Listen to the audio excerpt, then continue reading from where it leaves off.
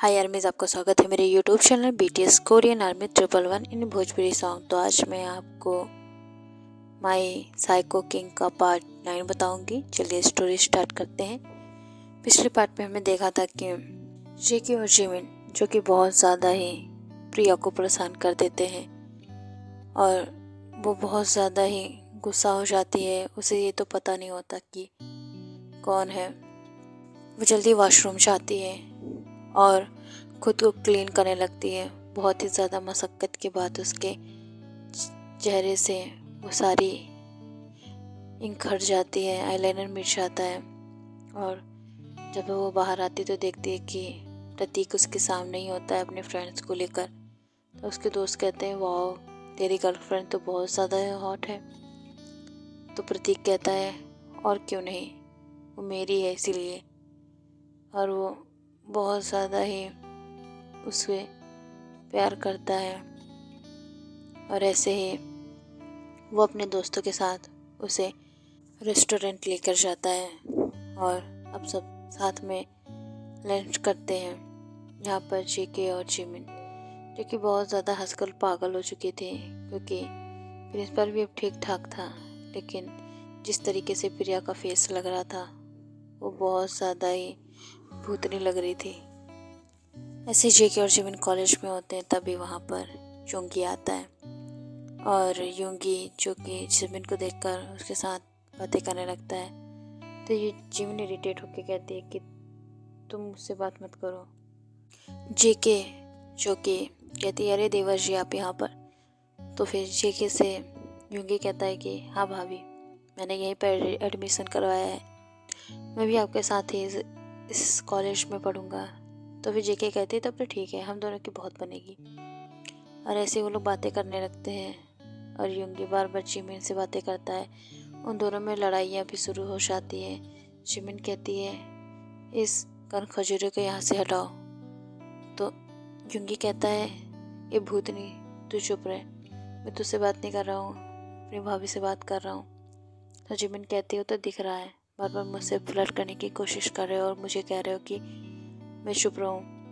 उन दोनों की लड़ाई इतनी ज़्यादा बढ़ जाती है कि जिमिन जो कि योंगी को स्लैप मार देती है।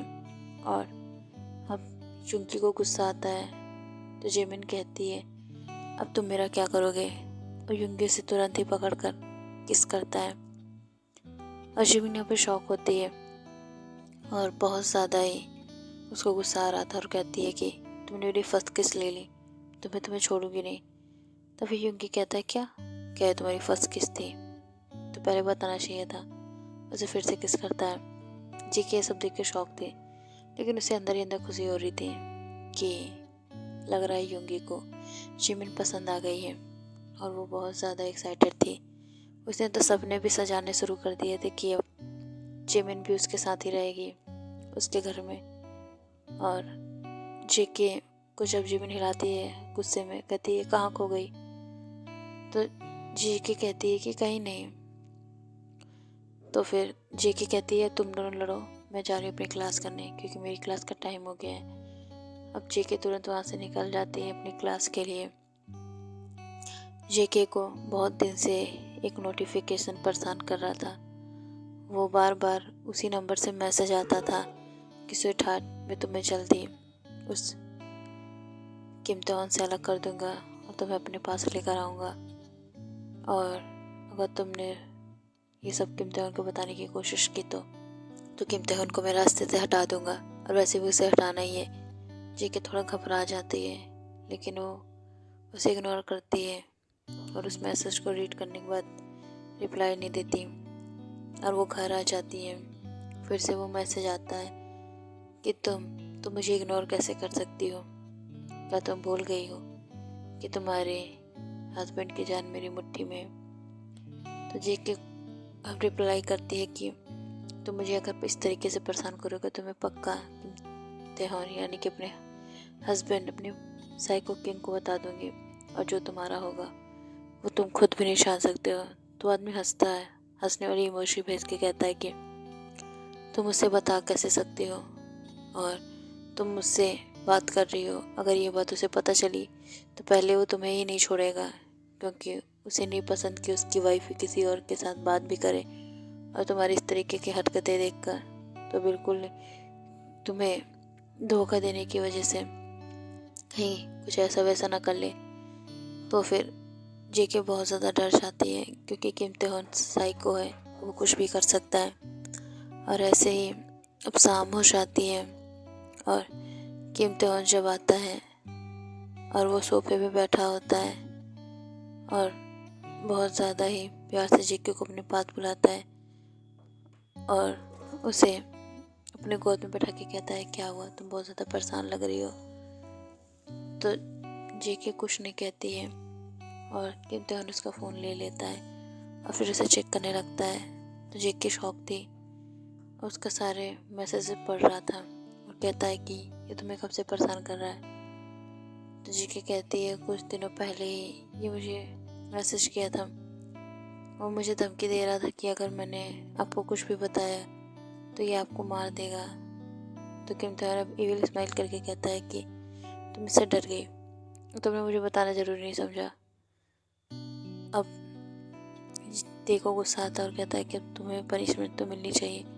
अब उसकी नेक पर बहुत ज़ोर से बाइट करता है और उसके लिप्स को बहुत ही गुस्से से सक कर रहा था। और जेके समझ पा रही थी कि ते बहुत ज़्यादा गुस्से में है, इस वजह से वो कुछ भी नहीं कहती है। तो ते कहता है कि तुम टेंशन मत लो, इसका तो मैं कुछ ना कुछ सलूशन निकालूंगा, और अगली बार इसका मैसेज आए तो मुझे ज़रूर बताना। तो फिर जेके कहती है ठीक है, और ऐसे ही वो दोनों डिनर करने के बाद सो जाते हैं। नेक्स्ट डे ते ऑफिस नहीं जाता है क्योंकि इसकी वाइफ ही बहुत ज़्यादा परेशान होती है, और तभी उसे मैसेज आता है और जो तेहन होता है वो नहाने चला जाता है फ्रेश होने। तो इस वजह से वो जल्दी से उस मैसेज को रीड करती है तो घबरा जाती है, क्योंकि उसने कहा था कि वो कार लेकर नीचे खड़ा है, जल्दी से उसके पास चली जाए वरना उससे बुरा कोई नहीं होगा। अब वो बिल्कुल भी आवाज़ नहीं करती है क्योंकि ते हमेशा नहाने में ज़्यादा टाइम लगाता है, इस वजह से वो तुरंत ही घर से निकल जाती है और बहुत ज़्यादा ही फुल स्पीड में जाती है जिससे उसे गार्ड पकड़ ना पाए। तुरंत ही उसकी कार में बैठ जाती है और वो आदमी कहता है कि ओ स्वीटहार्ट, तुम आ गई, तुम्हारा ही इंतज़ार कर रहा था मैं। ये कोई और नहीं होता है बल्कि वो इंसान जो जेके को पार्टी में देखकर उसके पीछे पड़ गया था, उसका भाई होता है, जिसे ते ने बहुत ही बुरी मौत दी थी और उसके ज़ख्मों पर लाल मिर्च नमक सब लगाकर उसे टॉर्चर किया था। उसे पता था कि उसके भाई को किम तेहन ने मारा है, इसी वजह से वो चाहता था कि उसकी सबसे कीमती चीज़ उससे अलग कर दी जाए। और वो कहता है कि वैसे देखा जाए तो मेरे भाई ने कुछ गलत नहीं किया था, उसने बहुत अच्छी चॉइस चुनी थी, लेकिन किम तेहन बीच में ना आता तो आज तुम उसकी होती। कोई नहीं, आज तुम्हें मैं अपना बना लूँगा। तो फिर देखते हैं कि किम तेहन तुम्हें अपने पास कैसे रखता है।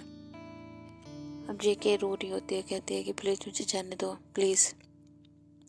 तो वो लड़का बिल्कुल नहीं मानता और उसे लेकर सीधा एक ऐसी जगह लेकर चला जाता है जहाँ पर बहुत ज़्यादा ही गलत काम होते हैं।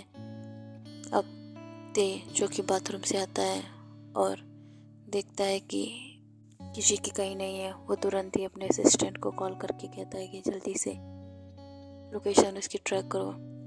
और जल्दी से उसकी लोकेशन जब ट्रैक करता है उसका असिस्टेंट, तो देखता है कि वो बहुत ही गलत जगह है, और वो जल्दी से किम तेहन को लोकेशन सेंड करता है और जल्दी से सब अपनी कार लेकर पहुंच जाते हैं। और वहाँ दूसरी तरफ एक रूम में जेके को लेकर जाता है वो लड़का, कहता है कि चलो, तो जेके बिना कुछ बोले उसके साथ चल देती है। और ते जो कि फुल स्पीड में कार ड्राइव कर रहा होता है और उस कमरे में जाकर लड़का बहुत ज़्यादा ही ड्रिंक कर रहा होता है। तभी वहाँ पर बहुत ज़्यादा लड़कियाँ जो कि देख के आगे पीछे घूमने लगती है। तो ते कहता है कि दूर रहो मुझसे, लेकिन कोई मान ही नहीं रहा था।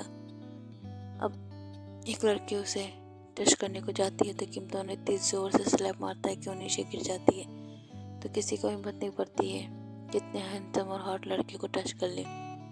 अब ते तुरंत ही जाता है, तभी देखता है कि वहाँ पर लड़के को पहले ही पता चल गया होता है। वो शेके को लेके बालकनी से कूद कर भाग जाता है। जो गार्ड्स होते हैं वो कॉल करके किम तो उनको बता देते हैं कि क्वीन इधर जा रही है, किसी लड़के के साथ भाग रही है। तो फिर किम तो कहता है कि तुम्हारी क्वीन है वो, और आइंदा से इस तरह की बातें मत करना वरना अपनी जान से हाथ धो बैठोगे, और जल्दी से पीछा करो उसका, और उस लड़के को ज़्यादा दूर मत जाने देना। तुरंत ही अब तेहन अपनी कार लेके जाता है फुल स्पीड में, और उन दोनों के सामने ही कार रोक देता है। अब वो दोनों जो फुल स्पीड में कार लेकर आ रहे थे, अब वो लड़का भी ब्रेक मारता है। तो किम तो उसको कॉलर से पकड़कर बाहर निकालता है और कहता है बहुत ज़्यादा तुम्हें शौक है ना, तो अब मैं बताता हूँ तुम्हें। और उसे वो बहुत पंच मारता है और बहुत ज़्यादा उसे मारता है। अपने गार्ड से कहता है मारो इसे, और अपनी जान को लेकर अपनी कार की तरफ आता है। और जेके भी ये सब तमाशा देख रही होती है, वो बहुत ज़्यादा ही डरी हुई होती है। तो किम तो कहता है कि तुम क्यों डर रही हो, इसे तो मैं इसकी सज़ा दूंगा। तुरंत ही अब जेके से कहता है कि तुम कार में जाओ, और वो आदमी कहता है कि प्लीज़ मुझे जाने दो प्लीज़। तो किम तो कहता है कि ये सब तुम्हें करने से पहले सोचना चाहिए था, आखिर तुम्हें हिम्मत कैसे हुई कि कोरिया की क्वीन को इस तरीके से टच करने की। अब तो तुम्हारा कुछ भी नहीं हो सकता, तुम्हें तो कोई भी नहीं बचा सकता। लेकिन जेके जो कि बहुत ज़्यादा ही डर रही थी, तो किम तो उसकी आंखों में पट्टी बांधकर उसे कार में बैठा देता है। लेकिन ते उसके हाथ बांधना भूल गया था, और बहुत ज़्यादा ही वो आदमी पीटा जा रहा था, लेकिन उसके ऊपर दया करने वाला कोई नहीं था।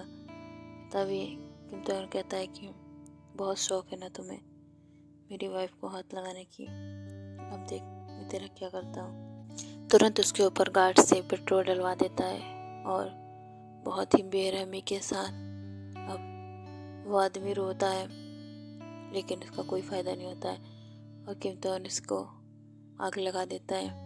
यहाँ पर जेके बहुत ज़्यादा डर गई थी ये सब नज़ारा देखकर, और कहती है कि मार दिया, उसे भी मार दिया, और वो बेहोश हो जाती है। उसकी हालत बहुत ज़्यादा ही ख़राब हो जाती है कि किम तो आखिर कितना ज़्यादा निर्दयी है, आखिर वो ऐसा कैसे कर सकता है। किसी की जान लेना उसके लिए कितनी आसान बात है। और वो बहुत ज़्यादा ही डरी हुई थी, कांप रही थी, और कुछ देर बाद जो बहुत ज़्यादा ही ज़ोर ज़ोर से आवाज़ आ रही थी वो सब शांत हो जाती है। और ते कहता है इसे ले जाकर इसको ठिकाने लगा दो, बहुत शौक है इसे, अब देखते हैं इसका क्या होता है। ऐसे ही किम तो उसे भी ख़त्म कर देता है, जो कि जेके को टच करने की कोशिश करता है। और आर्मीज आप लोग बताइए कि ये स्टोरी आप लोगों को कैसी लग रही है। इसमें बहुत ज़्यादा ही डेविल रहते और जेके के लिए बहुत ज़्यादा पॉजिटिव। तो आप लोगों को कैसी लग रही है स्टोरी। तो आप लोग जो न्यू स्टोरी आने वाली है उसके लिए अगर एक्साइटेड है तो कमेंट कीजिएगा, और मुझे पता है कि ये स्टोरी बहुत ज़्यादा अच्छी होने वाली है, तो आप लोग रेडी रहिएगा। और इस स्टोरी को जितने लोग भी वॉच करते हैं एक एक बार अपने किसी भी बेस्ट फ्रेंड को शेयर कर दीजिए जिसे बीटीएस पसंद है, जो बीटीएस आर्मी हो। तो फिर मुझे बहुत ज़्यादा खुशी होगी अगर आप लोग मेरे व्यूज़ को थोड़ा और ज़्यादा बढ़ाएंगे। तो बाय आर्मीज़, और अच्छे से स्टडी भी करिए, क्योंकि मुझे जहाँ तक पता है कि आप लोगों के पेपर आने वाले होंगे, तो अपनी पढ़ाई पे भी फोकस कीजिए। और मेरी इंस्टा आईडी को भी फॉलो कर लीजिए। अगर आप लोगों को मुझसे कुछ भी बात करनी है तो आप लोग उस पर मैसेज कर दीजिएगा, मैं तुरंत आप लोगों के मैसेज का रिप्लाई कर दूँगी, और उसी से मैं आप लोगों को बाकी इन्फॉर्मेशन भी देती रहूँगी। वीडियो में बहुत ही कम इन्फॉर्मेशन मैं दे पाती हूँ, तो इस वजह से अगर आप लोगों को मुझसे कुछ इन्फॉर्मेशन चाहिए तो मैं इंस्टा पे दे दूँगी। तो KY आर्मीज़, और ज़्यादा से ज़्यादा मुझे फॉलो कर लीजिएगा इंस्टा पेज को मेरे। और आप लोग अच्छे रहिए, खुश रहिए, सरांगे।